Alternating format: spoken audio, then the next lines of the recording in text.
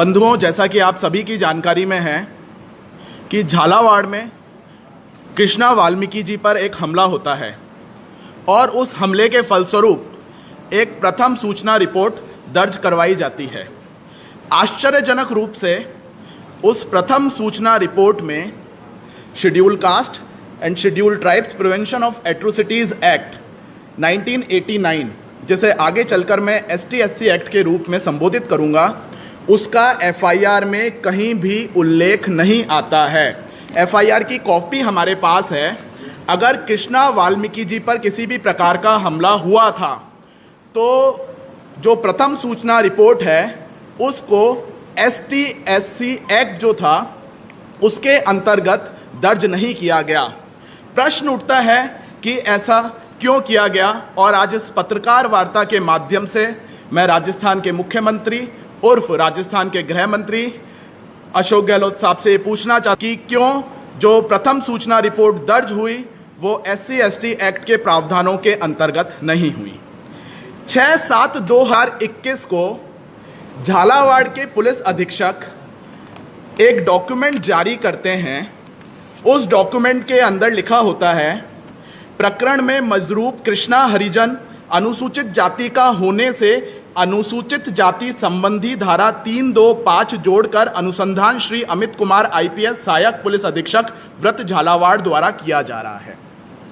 325 को क्यों जोड़ा गया, 325 को जोड़ने का क्या आधार है, वो इस पत्र से और ये जो प्रेस विज्ञप्ति झालावाड़ पुलिस अधीक्षक ने निकाली उससे पता चलता है। उसका आधार है प्रकरण में मजरूब कृष्णा हरिजन अनुसूचित जाति का होने से, चूंकि मजरूब अनुसूचित जाति का था इसलिए अनुसूचित जाति संबंधी धारा जोड़ दी गई। मैं प्रश्न पूछना चाहता हूं कि क्या जो मजरूब था, जो व्यथित था, जो विक्टिम था, वो अनुसूचित जाति का बाद में बना था या वो 1 तारीख से ही था? जिस दिन इस प्रकार का प्रयास हुआ था उस दिन भी वो अनुसूचित जाति के थे। क्या वो पुलिस की जानकारी में बाद में आया? ऐसा भी नहीं है, क्योंकि जब हम FIR पढ़ते हैं तो FIR का जहां से स्टार्टिंग होती है वहां पे लिखा है श्री कृष्णा पाटोद पुत्र राजकुमार जाति हरिजन। तो अगर पुलिस की जानकारी में यह था कि जो विक्टिम है वो हरिजन समाज का है तो SC/ST एक्ट के जो प्रावधान थे उनको पुलिस के द्वारा प्रारंभ में क्यों नहीं जोड़ा गया और बाद में क्यों जोड़ा गया? यह भी एक जांच का विषय है कि वो जो प्रावधान जोड़ा गया 325 वो किस दिनांक को जोड़ा गया, क्योंकि जो पत्र झालावाड़ पुलिस अधीक्षक ने ये जारी किया है, जो प्रेस विज्ञप्ति झालावाड़ पुलिस अधीक्षक ने जारी की गई है, उससे ये कहीं पता नहीं चल रहा कि ये 325 को जो जोड़ा गया SC/ST एक्ट के प्रावधान को, इसको कब जोड़ा गया। अब कोई पूछ सकता है कि साहब इससे क्या फर्क पड़ गया, पहले जोड़ा गया या बाद में जोड़ा गया। मित्रों, SC/ST एक्ट जो है ये हमारे शेड्यूल कास्ट और शेड्यूल ट्राइब्स के जो हमारे साथी लोग हैं उनकी सुरक्षा के लिए इस एक्ट का इनेक्टमेंट किया गया, पार्लियामेंट ने इसे बनाया। उसके अंदर कई प्रावधान हैं। हमारे प्रधानमंत्री आदरणीय नरेंद्र मोदी जी की सरकार ने उसके अंदर अमेंडमेंट भी किए और 2016 में जो अमेंडमेंट आए उसके माध्यम से जो विक्टिम होता है उसको कुछ राइट्स भी दिए गए। अगर ST/SC एक्ट को आप जोड़ देते हैं तो उससे विक्टिम के कुछ राइट्स होते हैं, विटनेसेस जो होते हैं उनके अधिकार होते हैं, उन सबको आपको विक्टिम को भी देना पड़ेगा और विटनेसेस को भी देना पड़ेगा। एक बात और मैं इसमें जोड़ना चाहूंगा कि प्रारंभ में दुर्भावनावश SC/ST एक्ट को इसलिए नहीं जोड़ा गया, 1 तारीख को जब ये सिंपल IPC के प्रावधानों में FIR लॉन्च हुई तो 2 तारीख को एंटीसिपेटरी बेल तो फाइल हो सकती थी। अगर SC/ST एक्ट आप लगा देते तो 2 तारीख को एंटीसिपेटरी बेल बार्ड हो जाती, क्योंकि SC/ST एक्ट में साफ साफ प्रावधान है कि अगर कोई मुकदमा SC/ST एक्ट में दर्ज हुआ है तो उस मुकदमे में एंटीसिपेटरी बेल फाइल नहीं की जा सकती। तो इस प्रकार जो अक्यूज थे, जो अभियुक्त थे, जो मुलजिम थे, उनको एक रास्ता देने का प्रयास पुलिस के अधिकारियों द्वारा किया गया। इसके साथ साथ इस तरीके का जो कृत्य है वो ये बताता है कि राजस्थान के अंदर, ये तो मैटर हमने पकड़ा और हम पत्रकार वार्ता के माध्यम से आपके लाने का प्रयास कर रहे हैं और जनता के समक्ष ले जाने का प्रयास कर रहे हैं, परंतु यह बताता है कि राजस्थान के अंदर हमारे मुख्यमंत्री गहलोत साहब के नेतृत्व में किस प्रकार SC/ST एक्ट के प्रावधानों की खिल्लियां उड़ाई जा रही हैं, किस प्रकार राजस्थान के अंदर SC/ST एक्ट के प्रावधानों का प्रॉपर इंप्लीमेंटेशन नहीं हो रहा है। यही सब कारण थे कि केस के अंदर लचर कार्रवाई चल रही है, लापरवाही चल रही है, दुर्भावनापूर्वक कार्रवाई कर रहे हैं और जो विक्टिम है उसको प्रोटेक्शन नहीं दिया जा रहा है। विक्टिम के खिलाफ पुलिस काम कर रही है और विक्टिम के परिवार को मुआवजा दिया जाना चाहिए। इन सभी को लेकर हम जयपुर के कलेक्टर के पास गए। जब हम जयपुर कलेक्टर के पास गए तो मैं आप सभी को बताना चाहता हूं, हालांकि हमारा जो रिप्रेजेंटेशन था वो आप सभी के संज्ञान में है, सभी पत्रकार बंधुओं के संज्ञान में है। हमारा वो रिप्रेजेंटेशन मुख्यमंत्री महोदय के नाम था और उसमें लिखा हुआ था जरिए जिला कलेक्टर।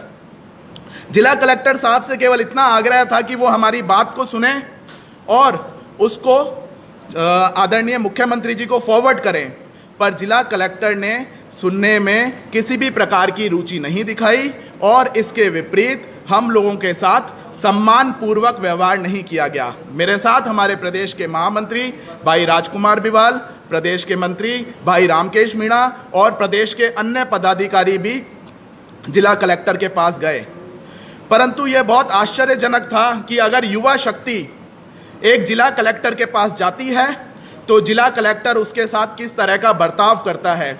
आज एक प्रश्न और आप सभी के माध्यम से मैं इस प्रशासनिक बेड़े से पूछना चाहता हूं, क्या हम सभी लोग यूथ रिप्रेजेंटेशन की बात करते हैं, हम यूथ स्ट्रेंथन की बात करते हैं, हम युवा शक्ति को मजबूत करने की बात करते हैं, क्या वो सिर्फ बातें जो होंगी वो मंच से होंगी या जमीन पर भी उतारी जाएंगी? क्या कलेक्टर को इस तरीके का बर्ताव करना युवा शक्ति के साथ शोभा देता है? हम वहां से लौट आए और जब हम वहां से लौट कर आए तो हमने गेट पर आकर राजस्थान सरकार के विरोध में नारे लगाए। बहुत शर्म की बात है कि जब हमारे कार्यकर्ता राजस्थान सरकार के विरोध में नारे लगा रहे थे तो हमारे ऊपर लाठीचार्ज किया गया। मैं एक प्रश्न और पूछना चाहता हूं राजस्थान सरकार से कि क्या इस प्रकार का जो लाठीचार्ज था वो विधि सम्मत था? क्या वहां पर ऐसी परिस्थितियां थी जो परिस्थितियां लाठीचार्ज करने की अनुमति देती थी? क्या जो बल प्रयोग पुलिस के द्वारा किया गया वो अनुपातिक बल प्रयोग था? अनुपातिक बल प्रयोग मतलब क्या वो प्रोपोर्शनेट बल प्रयोग था कि हमको रोकने के लिए किया गया? क्या वहां पर हमारे कार्यकर्ताओं के द्वारा और हमारे पदाधिकारियों के द्वारा किसी भी प्रकार की किसी भी व्यक्ति की जान को खतरा था या लोक संपत्ति को हानि पहुंचाने का कोई भी खतरा था? अगर वहां पे जान का भी खतरा नहीं था, लोक संपत्ति को हानि पहुंचने का खतरा नहीं था, तो वहां पर जिस प्रकार हमारे कार्यकर्ताओं को मारा पीटा गया, हमारे कार्यकर्ताओं को गालियां बकी गई, वो क्या हमारे संविधान सम्मत था? मैं आप सभी के संज्ञान में और आप सभी के माध्यम से मैं ह्यूमन राइट कमीशन के संज्ञान में भी ये बात लाना चाहूँगा कि supreme court, honourable supreme court का एक जजमेंट है जिसमें कब लाठीचार्ज का उपयोग किया जा सकता है या कब बल का प्रयोग किया जा सकता है, इसका हमारी माननीय सुप्रीम कोर्ट ने उल्लेख किया है। मैं कुछ पंक्तियां हैं आप सभी के समक्ष उनको रखना चाहूँगा।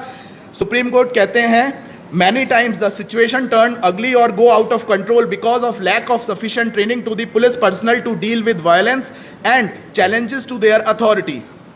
There are various documents in the form of police manual and even international governments proscribing use of unnecessary force and mandating that force should only be used when it is absolutely necessary. Even when used, it should be minimum and proportional to the situation and its use to be discontinued as soon as the danger to life and property subsidize. बल का प्रयोग उसी time रोक देना चाहिए जैसे ही किसी की जान को खतरा ना हो या प्रॉपर्टी को खतरा ना हो, परंतु यहाँ पे तो कोई जान को भी खतरा नहीं था, प्रॉपर्टी को भी खतरा नहीं था, सिर्फ अपने ईगो को सेटिस्फाई करने के लिए हमारे कार्यकर्ताओं को मारा गया। इन दूज, सुप्रीम कोर्ट आगे कहती है, in those cases where assembly is peaceful, in those cases where assembly is peaceful, use of police force is not warranted at all. However, in those situations where crowd or assembly becomes violent, it may necessitate and justify using reasonable police force. However, it becomes more serious problem when taking recourse to such an action, police indulges in excesses and crosses the limit by using excessive force, thereby becoming barbaric. वो situation बहुत खराब हो जाती है जहां पे police excessive force use करती है और पुलिस अपनी लिमिट को क्रॉस करती है और पुलिस क्रूरता पूर्वक कार्यकर्ताओं को मारने लग जाती है। इस प्रकार की सिचुएशन बिल्कुल सही नहीं है। हमारा जो मामला है ये सुप्रीम कोर्ट का जो जजमेंट है उससे कवर होता है और मेरा ये आप सभी के माध्यम से मैं जनता को भी बताना चाहता हूं कि वहां पे ऐसी कोई परिस्थिति नहीं थी। वहां पे वीडियोग्राफी हुई है, पुलिस के पास भी वीडियोग्राफी है, हमारे कार्यकर्ताओं के पास भी वीडियोग्राफी है। अगर ऐसी कोई सिचुएशन पुलिस बता दे, हम 150 की संख्या में कार्यकर्ता थे, वहां पे 70-80 की संख्या में पुलिस वाले थे और अगर 70-80 की संख्या के पुलिस वाले 150 लोगों में लॉ एंड ऑर्डर को मेंटेन नहीं करवा पा रहे थे, तो ये बताता है कि राजस्थान में किस प्रकार अशोक गहलोत साहब के नेतृत्व में लॉ एंड ऑर्डर की सिचुएशन विफल हो चुकी है। मैं अंतिम बात आपके समक्ष रखूंगा कि ये जो हमारे ऊपर लाठीचार्ज हुआ केवल सरकार के इशारों पर, जिला कलेक्टर के इशारों पर अपना पर्सनल ईगो सेटिस्फाई करने के लिए हुआ और इसके साथ साथ ही इस बात की जांच होनी चाहिए कि ये किसके इशारों पर हुआ, किस उच्च अधिकारी का अनुमोदन लाठीचार्ज करने से पूर्व लिया गया। धन्यवाद।